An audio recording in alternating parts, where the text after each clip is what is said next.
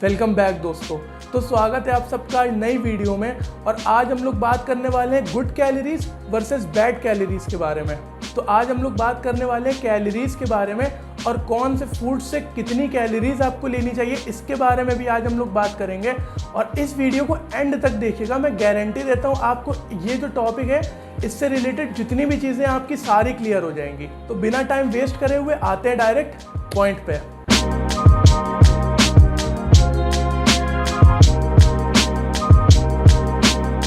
तो good calories और bad calories के टॉपिक पे जाने से पहले हम लोग को ये जानना होगा कि आखिर कैलोरीज होती क्या है, कैलोरीज की डेफिनेशन क्या होती है। तो कैलोरीज की वही डेफिनेशन, वही बोरिंग डेफिनेशन होती है जो हम लोग फिजिक्स में क्लास 9th में पढ़ते थे। तो मैं डेफिनेशन पूरी नहीं बताने वाला हूँ यहाँ पे, मैं स्क्रीन पे डाल दूंगा डेफिनेशन, अगर आप चाहें तो पॉज करके रीड कर लीजिएगा डेफिनेशन को। बाकी अगर हम लोग ईजी लैंग्वेज में बात करें तो कैलोरी एक तरीके से एनर्जी का यूनिट होता है, यानी एनर्जी को हम लोग मेजर करते हैं कैलोरी में। जैसे हम लोग किसी डिस्टेंस को किलोमीटर में जो है नापते हैं, कोई भी वेट वाली चीज़ है, कोई भी वजन वाली चीज़ है तो हम लोग उसको किलोग्राम में या ग्राम में नापते हैं, वैसे ही हम लोग एनर्जी को जो है कैलोरीज में नापते हैं। तो कैलोरी एक तरीके से एनर्जी का यूनिट है। तो बहुत से लोग जिनको फिटनेस के बारे में ज़्यादा नॉलेज नहीं होती है और या तो फिर जो है वो गलत सलत जगह से गलत सोर्स से पता कर लेते हैं, तो वो लोग ऐसा उनका मानना होता है कि जो गुड कैलोरीज होती हैं वो हमारी हेल्दी फूड से आती हैं और जो बैड कैलोरीज होती हैं वो अनहेल्दी फूड से आती हैं। यानी जो गुड कैलोरीज हैं वो आती हैं जैसे हमारी ब्रोकली हो गई, चिकन ब्रेस्ट हो गया, एग्स हो गए, इस तरीके के जो हेल्दी फूड्स होते हैं जिनको कहा जाता है हेल्दी फूड्स हैं, उनमें से आती है। और जो हमारी बैड कैलोरीज होती हैं जैसे आइसक्रीम हो गई, बर्गर हो गया, पिज़्ज़ा हो गया, इस तरीके की चीज़ें होती हैं जो फूड में, उससे बैड कैलोरीज आती हैं। तो क्या ये स्टेटमेंट सही है? जी नहीं, ये स्टेटमेंट एकदम गलत है। तो ये जो स्टेटमेंट गलत है, ये कैसे गलत है वो मैं आपको बताता हूँ। तो आप 100 कैलोरीज ब्रोकली से खाइए या फिर 100 कैलोरीज आइसक्रीम से खाइए, आप दोनों में से किसी से भी खाएंगे वो रहेंगी 100 ही कैलोरीज। 100 कैलोरीज आपको ब्रोकली भी देगा और 100 कैलोरीज आपको आइसक्रीम भी देगी। तो कैलोरीज तो बराबर ही रहेंगी ना, 100 ही कैलोरीज रहेंगी हमारी। ना ब्रोकली में कम कैलोरीज मिलेंगी ना ज़्यादा मिलेंगी, दोनों में 100 कैलोरीज ही रहेंगी। तो जैसे हम लोग डिस्टेंस को किलोमीटर में नापते हैं वैसे ही हम लोग एनर्जी को जो है कैलोरीज में नापते हैं। ये अभी मैंने आपको समझाया। तो जैसे ब्रोकली हमारी 100 कैलोरीज दे रही है, उतनी ही अगर आइसक्रीम भी 100 कैलोरीज दे रही है तो 100 ही कैलोरीज है। उसी तरीके से अगर हम लोग डिस्टेंस को नापें, 1 किलोमीटर चाहे हम हाईवे पे नापें या 1 किलोमीटर हम लोग समुद्र में नापें या 1 किलोमीटर हम लोग डेजर्ट में नापें, वो रहता तो 1 ही किलोमीटर है ना। ऐसा तो नहीं है कि जो है अगर हम डेजर्ट में नाप रहे हैं तो वो 2 किलोमीटर हो जाएगा 1 किलोमीटर की जगह, वो रहेगा तो 1 ही किलोमीटर।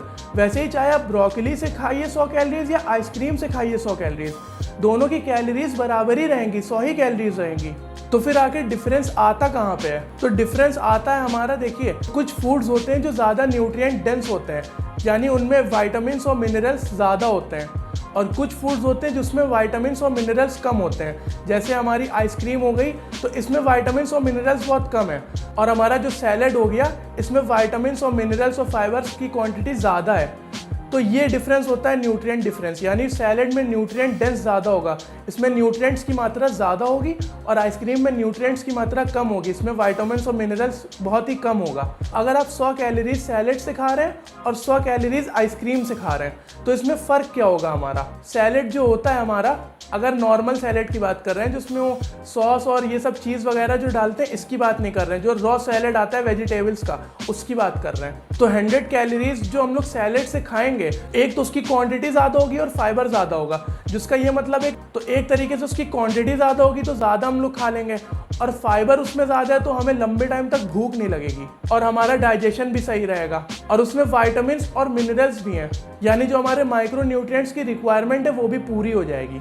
और आइसक्रीम में क्या है? आइसक्रीम का क्या सीन है? आइसक्रीम जो हम लोग 100 कैलोरीज से खाएंगे, एक तो उसकी क्वांटिटी बहुत कम होगी और दूसरी बात यह कि उसमें ज़्यादा क्वांटिटी में शुगर होगी, तो जिसकी वजह से हमारा ब्लड शुगर लेवल भी इंक्रीज होगा, हमारा एनर्जी लेवल होगा वो भी जो है रोलर कोस्टर की जगह ऊपर नीचे होता रहेगा। इसके साथ ही साथ उसमें फाइबर भी नहीं है, तो आइसक्रीम ज़्यादा देर तक हमारी भूख भी नहीं मिटा सकेगी, थोड़ी देर बाद ही हमें भूख भी लगने लगेगी।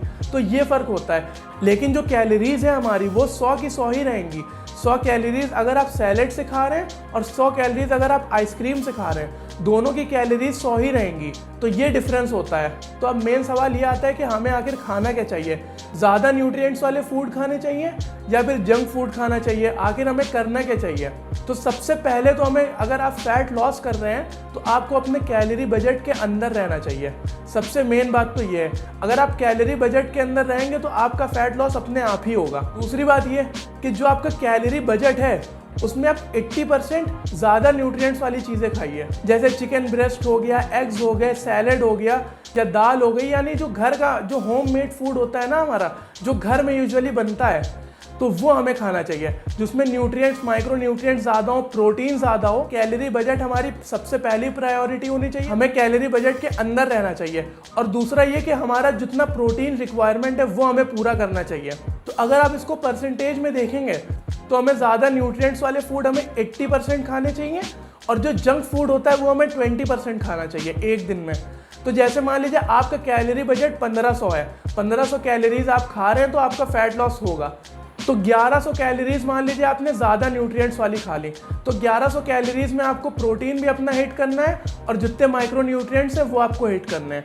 बाकी जो बची 400 कैलोरीज आपकी हैं तो वो आप कुछ भी जो है एम्प्टी कैलोरी वाला फूड आप खा सकते हैं, जो आपको पसंद है वो आप खा के मज़े मार सकते हैं। तो जैसे मान लीजिए आपने 1100 कैलोरीज अपनी ज़्यादा न्यूट्रिएंट्स वाले फूड से खाई, तो बचे जो 400 कैलोरीज हैं तो वो 400 कैलोरीज के अंदर आप पिज़्ज़ा, बर्गर, आइसक्रीम या जो भी आपको पसंद है बाहर का खाना, आप खा के भी अपना फैट लॉस कर सकते हैं। तो ऐसा करने से हमारी डाइट ज़्यादा सस्टेनेबल होगी, यानी इसको हम लोग हर रोज़ अपनी ज़िंदगी में फॉलो कर सकेंगे। अब मान लीजिए आपने एकदम ही जो है जंक फूड खाना बंद कर दिया, तो आप एक हफ्ते तक डाइट फॉलो करेंगे, उसके बाद आपको क्रेविंग्स होंगी और जब क्रेविंग होंगी आप एक साथ बहुत सारा एक बार में खा लेंगे और उसके बाद आप कहेंगे कि यार अब तो सब बर्बाद हो गया है, अब क्या ही करें। तो हर दिन पोर्शन अपना कंट्रोल करें, तो रोज़ आप थोड़ा थोड़ा जंक फूड भी इंजॉय कर सकते हैं और हाईली न्यूट्रिएंट्स फूड तो आप खाते ही रहेंगे। तो इस तरीके से आपकी डाइट आसान होगी और आप रोज़ अपनी डाइट को फॉलो कर सकेंगे और आपको रोज़ जो है किसी भी चीज़ की ऐसी क्रेविंग्स नहीं होंगी। तो दोस्तों आज के लिए बस इतना ही। अगर आपको ये वीडियो हेल्पफुल लगी हो तो लाइक दे दीजिएगा, मेरे चैनल को सब्सक्राइब कर दीजिएगा और अपने दोस्तों में शेयर कर दीजिएगा।